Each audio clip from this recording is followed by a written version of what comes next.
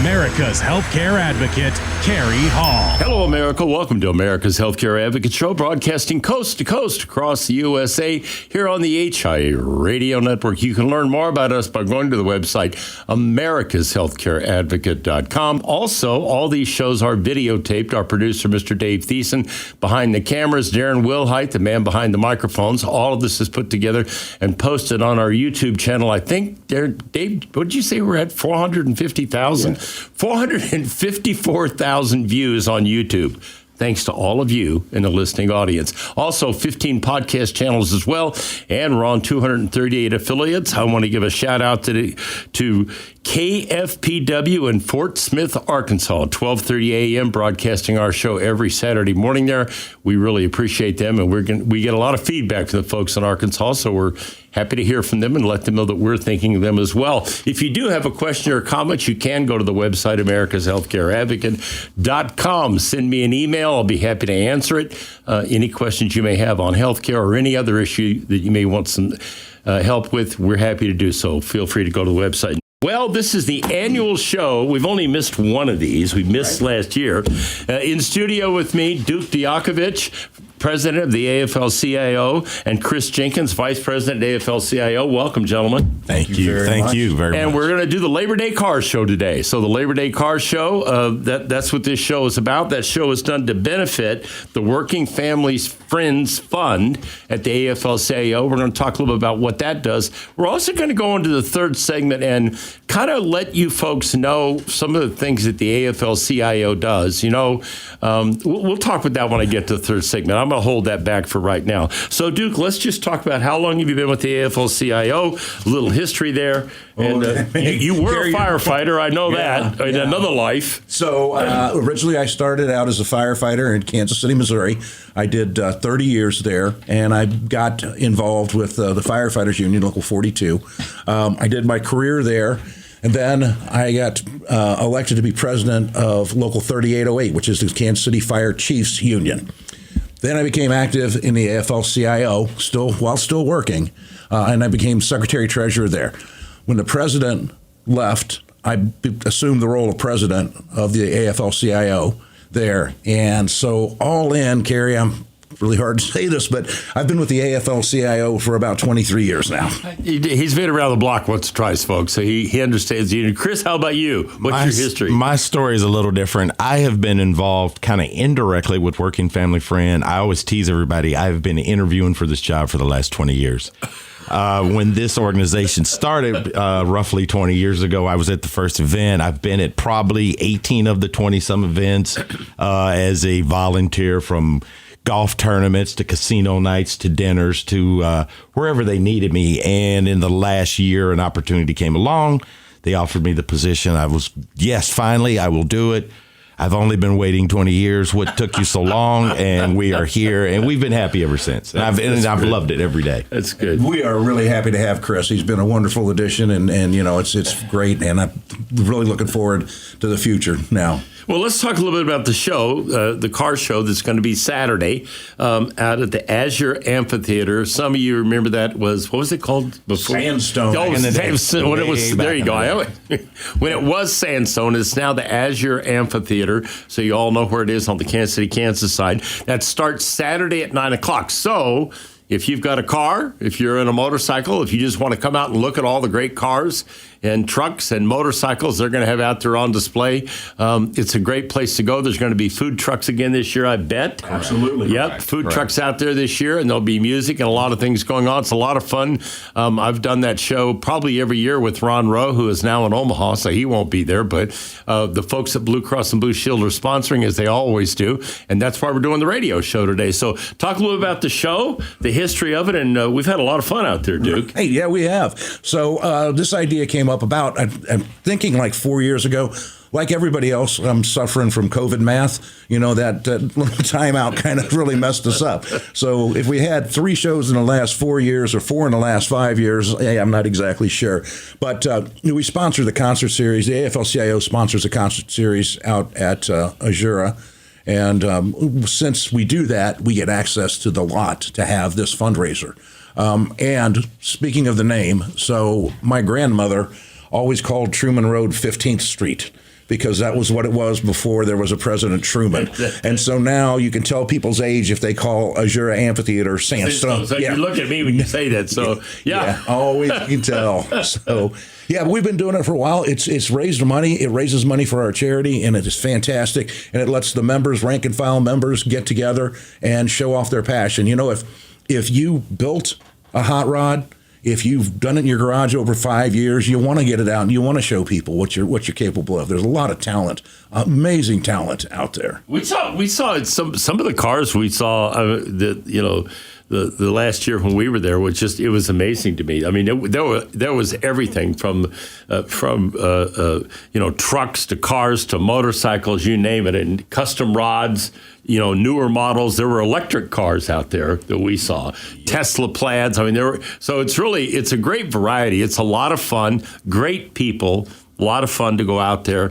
Talk a little about the food trucks and all the goodies that are out there. Oh yeah, well, so we do have supposedly, and we can't guarantee who's going to show up because it is pretty much wide open. But there is going to be an ice cream truck. And we have Champs Burritos coming again, and a couple others there that will be there. So Champs Burritos is always a big hit, and I'm certain the ice cream will be in high demand. Yeah, for sure.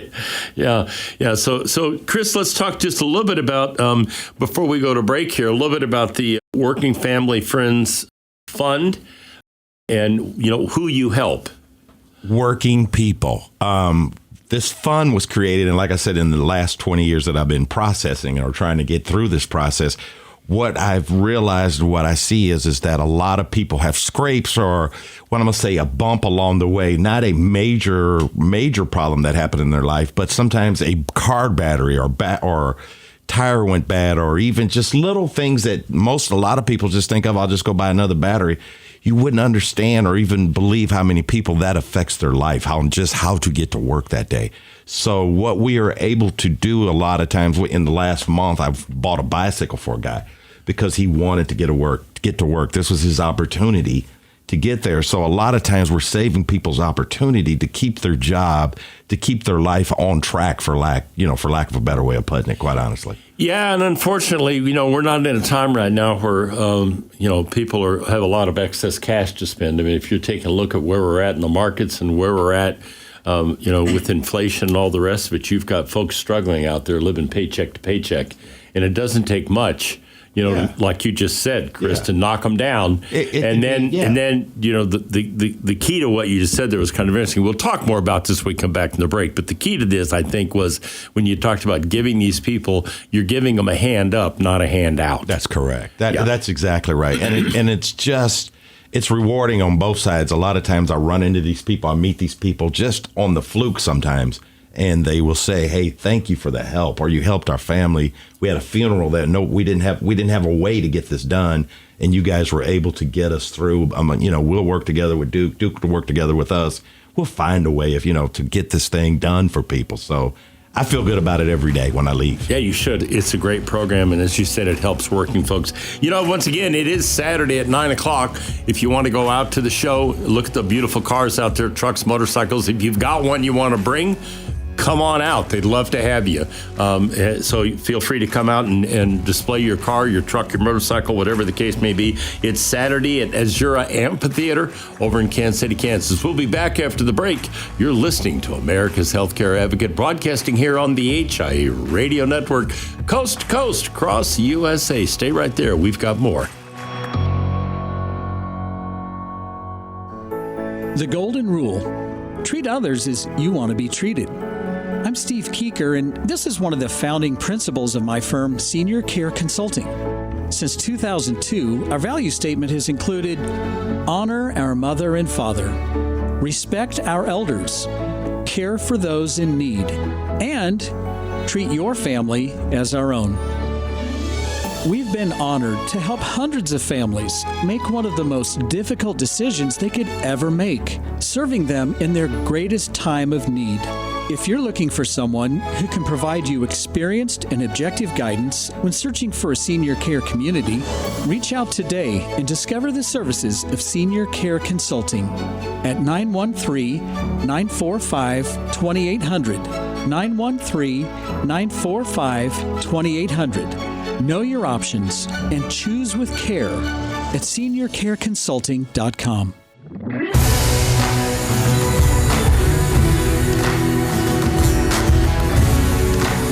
Welcome back. You're listening to America's Healthcare Advocate Show, broadcasting coast to coast across the USA. My producer today, Mr. Darren Wilhite, Mr. Dave Thiessen, putting us all together for you out there. Again, we're posted up on the YouTube channel, 15 podcast channels, and obviously, if you're listening to us on the radio, we're happy that you are. In studio with me, Dujakovich. He is the president of the AFL-CIO, and Chris Jenkins, he's the vice president of AFL-CIO. We're talking about the annual Labor Day car show. It's really not on Labor Day. We just call it that, okay? So we have it before Labor Day, but it is this Saturday out at the Azura Amphitheater. Starts at 9 o'clock. The gates open. If you've got a car or truck, a hot rod you'd like to come out and display, they'd be happy to have you. If you just want to come out and have a good time, bring the kids, get some ice cream. They're going to have a burrito truck. There'll be 2 or 3 other trucks out there. They just don't know who's coming yet. So there'll be plenty of food trucks out there and lots to do. There'll be music and fun. It's just a good time. It's a great opportunity just to come out and see some folks and meet some folks that are hardworking folks over at the AFL-CIO.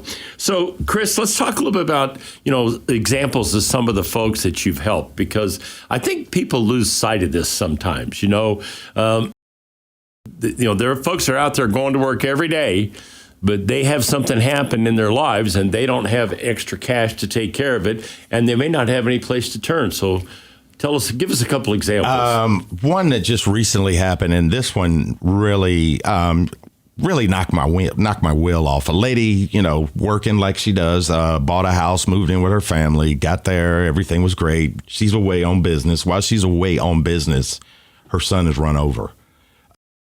She's out of town. There's really, her husband's got the ball, but he's got it. Well, in the meantime, prior 2 weeks to that, her daughter had emergency surgery. So she's got 2 balls up in the air right now. And then as hearing the news of all this stuff going on, she's out of town. She has a stroke. And so she is trapped out of town. She's got a son who's got a broke arm and a daughter who is in need right now. So what we were able to do, she had a utility that was way behind. They were about to get cut off, turn off. And the feeling that went through the room and the feeling that went through me when we talked about it in the office was, it's got to be today. We've got to get an answer. This has got to be a today or right now answer. And we were able to help her. She called back, text back, hey, thank you again. You don't know what it's like to have. No, I said, no, everybody in this office knows what it's like.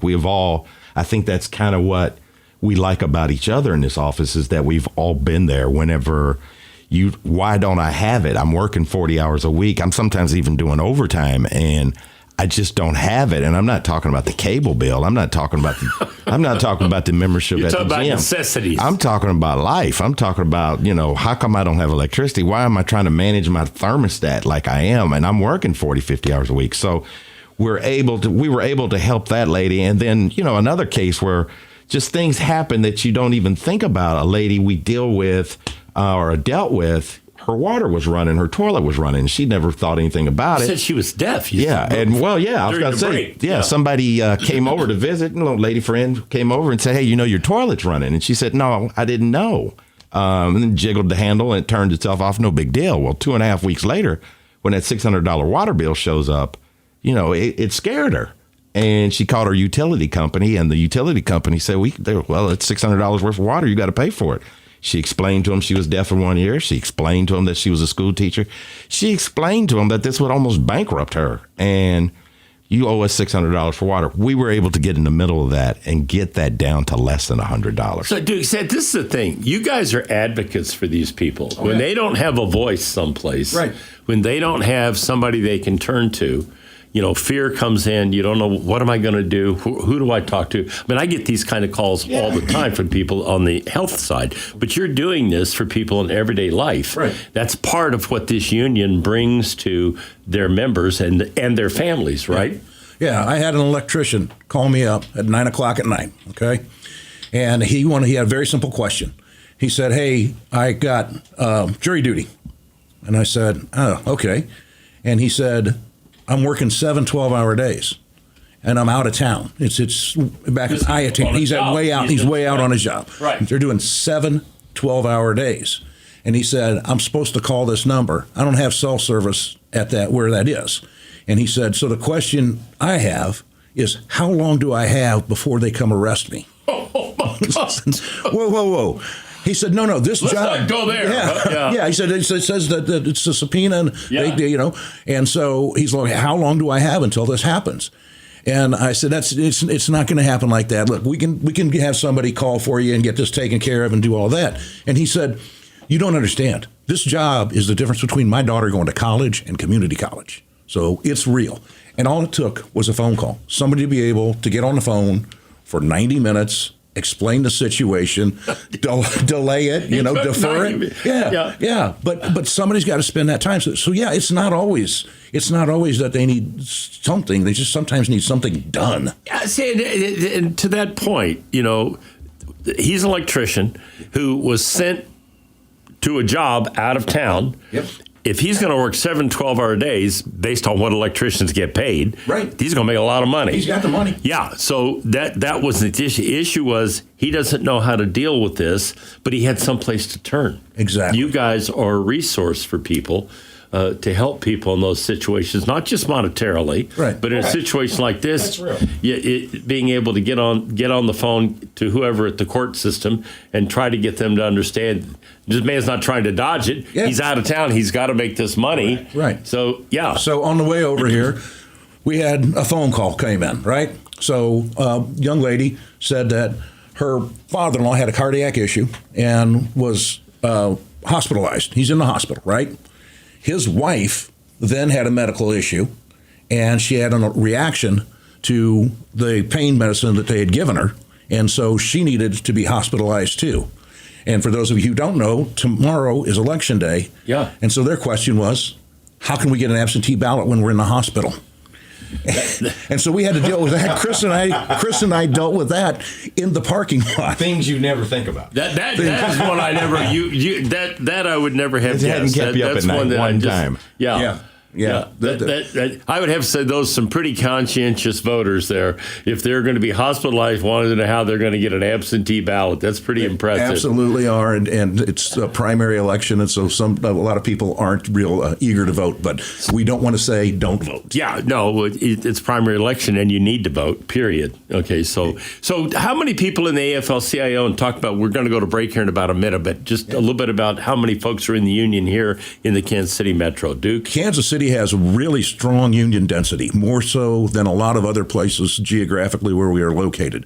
The largest employer here in the area is the federal government, and as such, all of those are in the union. We have 2 automotive manufacturing plants here. We've got a General Motors plant in Fairfax, and we have the largest Ford plant in the world by volume of vehicles produced. I did not know that was the largest Ford plant in the world. By volume, by number of vehicles produced. They produce the F-150, right, the most popular truck for 30-whatever years, yes, and the transit vans. So, they've got 2 lines rolling. That's really make a lot. Amazing. So, so the upshot is where most of the country, we're running about 12-15%. We're about 20% in this area. That's remarkable. They do a lot of good, folks. It's the AFL-CIO. The Labor Day Car Show is this Saturday at 9 o'clock at Azure Amphitheater. If you want to go out there and have a good time, take your car, just go out and walk around, meet the folks and see some great rides. It's a lot of fun to do. We'll be right back after the break. You're listening to America's Healthcare Advocate, broadcasting here on the HIU Radio Network, coast to coast across the USA. Don't go anywhere. We've got more.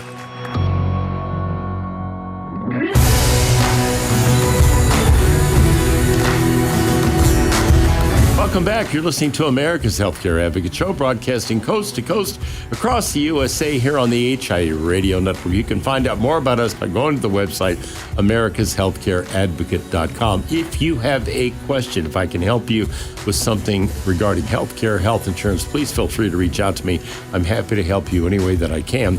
All right, joining me in studio today, Duke Dujakovich. He is the president of the AFL-CIO, and Chris Jenkins. He's the vice president of the AFL-CIO. This is our annual show that we do around their Labor Day car show, which is actually this Saturday. It's not on Labor Day.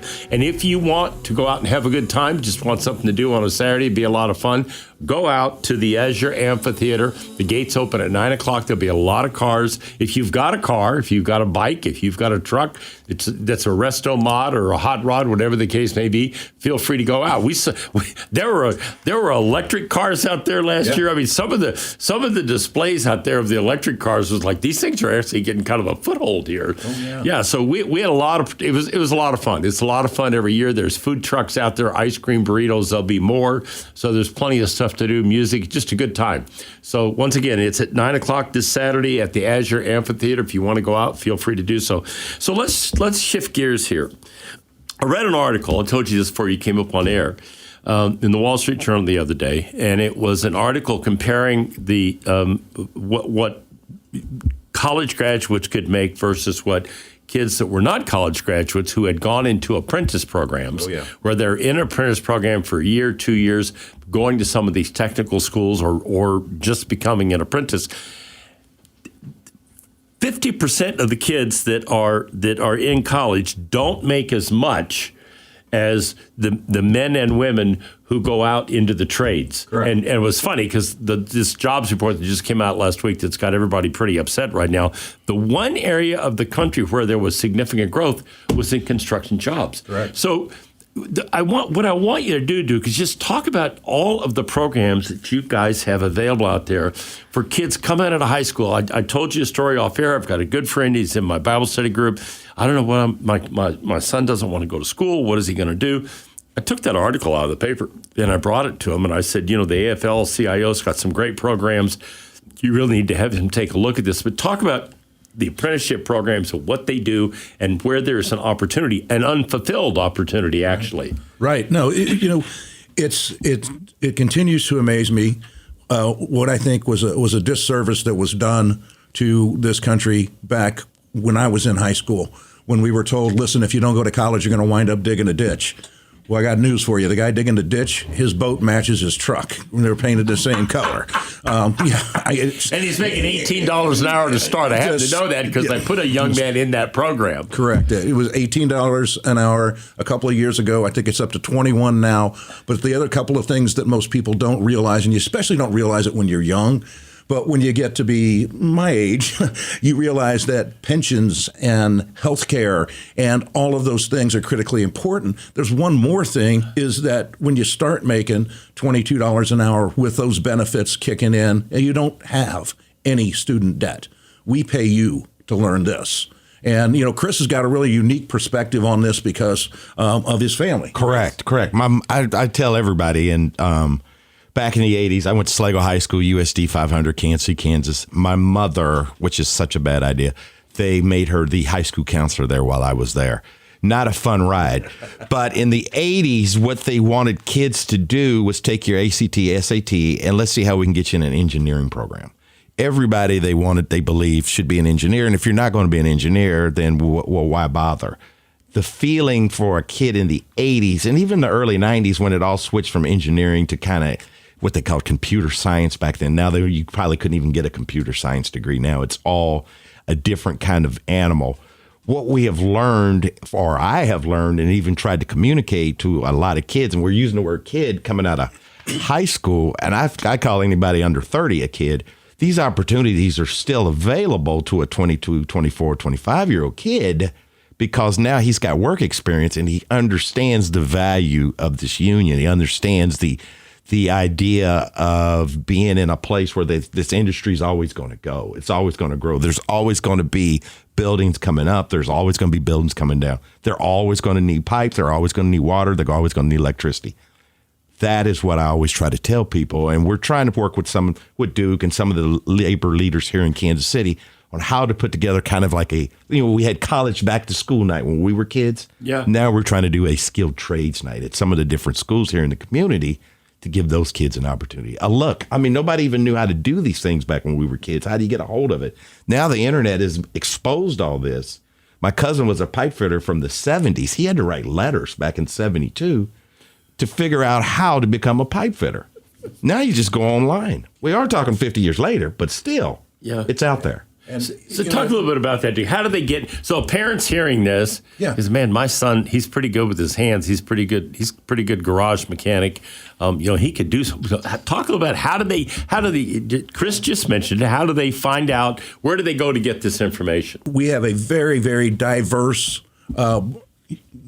world of unions. Yes. If you look at just who is affiliated with the Kansas City AFL-CIO, okay, we have the United Auto Workers, like we talked about. We have the construction workers, bricklayers, roofers, glazers, all of those, right? And then we also have like 3 unions that handle delivering the mail. It takes 3 unions to handle that. If you think about it, you got the letter carrier, the one that actually comes and puts the mail in the mailbox, right? Then you've got the postal clerk that is in the post office that operates there. And then you got the bulk mail handlers that move the large amounts of mail that are out there. So, Patrick Mahomes and Travis Kelce are members of my organization, through the NFL Players Association. If you watch a football game, if you watch an NFL game at Kansas City, right, everybody you see who is working there is in a union, with the exception of the cheerleaders. They're not. They're probably working on getting the cheerleaders in. The concession, the people who do the maintenance of the stadiums, they're all in a union. So you got to really research that. It's not as easy as it sounds, because my son was an Oiler, okay? Right. Well, if you don't know what an Oiler is, or no one in your family was an Oiler, you're probably not going to be that. That's the person who maintains the crane. It's also the first step to being able to operate cranes. And your son operates He's cranes an operator now. Yeah. He operates cranes. I'm just curious, what does he make an hour operating a crane? A lot. So, there's 2 different ways they talk about it. They talk about what they make and what's on the check. And so what you make is all of your benefits added in there. Right. So sick leave, vacation, your health care, your pension, all of that added in there, right? But on the check, what you're actually taking home is $35 an hour. That's unbelievable, isn't it? How do you like that? That's probably more you're going to get with a degree in social economics or DIE or some of these other degrees these kids are getting coming out of school to try to find a job that fits that role. That's what we're talking about. A labor in the union starts out now at $20 an hour. If you're a young kid coming out of high school, just like Duke said, he's the guy driving a truck with the matching boat, and they're painted both the same color. Okay, so the point in telling you all this is because there's a resource out there for these kids that don't want to go to college. They don't feel like it's where they're going to fit in. They don't like it. They're not book kids. They have no interest in it. Then this is an opportunity with AFL-CIO. There are apprenticeship programs for plumbers, for carpenters, for electricians. Go down the list, Duke. Oh, yeah. All of them. So, iron workers, painters, roofers, they've all got opportunities. The bricklayers, the biggest hurdle for most people is math, because you are going to need math in every one of these trades. That is the number one thing. Look, a lot of times there's stuff that I learned in high school that I didn't need. Well, I can guarantee you I was right about art history. I've never needed that, okay? But math, you need that every day, and everything is built with math. And so the math skills are one of the biggest hurdles. So I encourage anybody who's thinking about going into any of this to brush up, maybe even take a community college course on it, just to get the skills up to be able to do that, because there's a competitive side to this. We do need people desperately. I know you do. But there's a bar. There's a bar they've got to pass, and so but every one of the trades is moving in the same direction and hiring right now. And we've got a lot of work in the pipeline. It's going to be a while before we catch up with everything that's been funded already. And then there's also the desperate need for firefighters and paramedics. That's about a 20-month class. You take that, you get registered, you can come out, get hired, and make about $67,000. There you go. And guess what? Just like Duke said earlier, no college debt. So there's some tremendous opportunities out there. And that's why I suggested that Duke go through this today, so you can look at those resources, go up online, AFL-CIO. You can direct you from there and find out what's available out there. If you've got a son or a daughter that's not going to go to college and looking for an opportunity, that's it. Stay tuned. We'll be right back after the break. You're listening to America's Healthcare Advocate, broadcasting here on the HI Radio Network, coast to coast across the USA. We've got more. Stay there. Welcome back. You're listening to America's Healthcare Advocate Show, broadcasting coast to coast across the USA. Remember what I said, all these shows are on the podcast platforms. There are 15 of them, Spotify, SoundCloud, you name it, we're on it, okay? And they are posted on the YouTube channel, over 450-some thousand views. Thanks to all of you out there in the audience. We appreciate you. And then all of you listening across the country on terrestrial radio, we appreciate you as well. Like KFPW in Fort Smith, Arkansas, 12:30 a.m., broadcasting our show every Saturday morning. We appreciate those folks up in Arkansas, broadcasting America's Healthcare Advocate. This is the annual Labor Day Car Show about the show that the AFL-CIO puts on every year at an Azure Amphitheater. Gates open at 9 o'clock this Saturday. If you want to have some fun, go up and see some great cars, trucks, motorcycles. It's a lot of fun. Food trucks, ice cream, burritos, all kinds of things going on up there.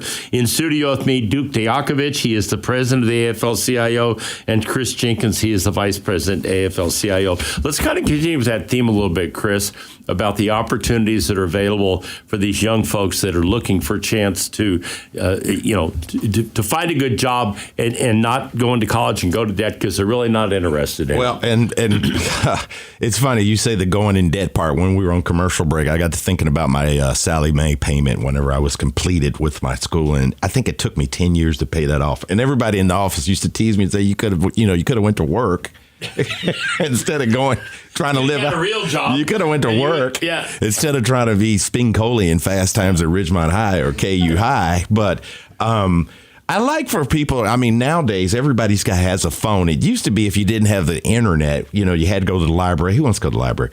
So now everybody has all these answers on their phone. And what we were kind of talking about, every local is kind of different. Our community here, I know in Kansas City, Kansas alone, I just found this out in the last 6 months, that there are 56 different languages in the school system. I didn't know there were 56 languages on the planet Earth. So with that being said, there are ways to get to us, and what we can get to you is an opportunity to come here and do something with your life and do something where you can give back and help somebody else. Duke, I know that's one of his things. He's always looking backwards. I'm trying to get better about looking backwards. And one of the things we're trying to do is introduce these ideas, these concepts to these schools right here in Kansas City. And so, this is interesting. I remember the last time we did one of these shows, there's a big data center going in by the airport. Yes. What did you tell me the demand for electricians was for that center? I remember this distinctly because I about fell out of my shoes. A year ago, we needed 500 electricians. It was projected with that data center and all the other construction that was going on, and I think we still need 500. I mean, it's amazing. The number of people. So there's a skill, and I've got a young man that I sent to you guys to the electrical union as well. Right. There's a skill where they do require math. Yes, they do. There's a bar there, but talk about what it is to apprentice as an electrician. I used to do another radio show called Muscle Cars on the Radio, and I had a guy named Dave Gerke who was a master electrician who did that show with me. Dave made a ridiculous amount of money. Yes. He was a master electrician. But Correct. just talk about what that's like. They go into the apprentice program, they get accepted, and then what's it like for them? So they go into the apprenticeship program. Once they're in there, then they start with some basic school work that they're going to have to do to be able to get out on the job. And so there's OSHA training for safety reasons. So they have to have that. They need electrical safety training too, because it's going to be, just going to be dangerous. Not day one, but you need to know what you're going into. And then they actually go to work. They work with an electrical contractor, with a journey person, and they're on a job. They learn all kinds of skills that are there. They learn what the tools are. They do what they can, but they're learning as they're going along, and they're watching. And then they go to school. Some of the unions go 2 days a month. Some go nights, evening schools. But there they learn how to bend conduit, how to do the math, how to measure, how to make all those things work. And they continue to get more seniority. So your second year, your pay goes up. Third year, your pay goes up. It continues that way until you graduate. You turn out and you become a journeyman. And that takes how long a process? 5 years. In the IBEW 124, I believe it takes 5 years. Yeah. But you're not running up any debt. You're getting paid. What do they start them at? Just a ballpark. Ballpark. I think they probably start them at about 22 an hour, maybe 23. You're getting plus $22, $23 an hour. Plus, you're getting your health insurance, your retirement, 401k, pension, all the rest of it. I mean, think about that a little bit. Okay, with the path in front of them where they're going to make a lot of money if they become an electrician. Once they're a licensed electrician, and then the next step, they become a master electrician as time goes on. It is remarkable the salaries they make. It's a rewarding career. Again, you need math. So if you've got a young man or a young woman in your family who's pretty good at math, maybe they're not interested in a lot of other things, this may be an opportunity for them. But that's just one example. That's one example. And and there's another thing that I've kind of been working on. I don't know if it's ever going to go anywhere or not. So I have a GED. Right? But you can't, it's not called a GED anymore in the state of Missouri because that's the trademark name for the company that used to do it. And a new company does it now. So a GED is not, it's not a government thing. It's not a Department of Education thing. And so I started looking up the law what allows you to say that you graduated high school in the state of Missouri. And there are a couple of things. First is 4 years in a chair, right? That's number one, we all know. Number two is to take the military equivalency exam. That doesn't even exist anymore, but it's still on the books in the law. And the other one is the HISTET equivalency program and pass that test. And there's another little clause there. It says, or anything else we say. Okay, well, let's explore that. Let's explore that in a minute. What if we say if you get your Class A CDL, you can say you graduated? What if we say if you get your emergency medical technician's license that you graduated? Or if you get your OSHA 40, your safety class that you graduated? I guarantee you do any one of those, that's harder than the equivalency test. Oh, I can only imagine. Yes, yeah, exactly. And the list could be, you could really make this work, and then you could start teaching kids so that everybody graduates with a marketable job skill. And that's really why I've asked you to come in here. Obviously about the Labor Day car show, which is why we're doing this today. But I really think it's important for them to explain what's out there. If you've got kids looking for an opportunity, they're coming out of high school, this is a great way to do it. Go up on the AFL-CIO website. There's a lot of information there to direct you in the right way. If you want to have a good time this Saturday, the Labor Day car show, AFL-CIO, is at Azure Amphitheater. It starts at 9 o'clock on Saturday morning. The gates open. There are food trucks out there, music out there. You'll have a great time. Go enjoy it. And now I leave you with this thought from Dr. Martin Luther King, ladies and gentlemen. Americans must learn to live together as brothers and sisters, or we will surely perish together as fools. Truer words were never spoken. Thank you for listening to America's Healthcare Advocate, broadcasting here on the HI Radio Network, coast to coast across the USA. Goodbye, America.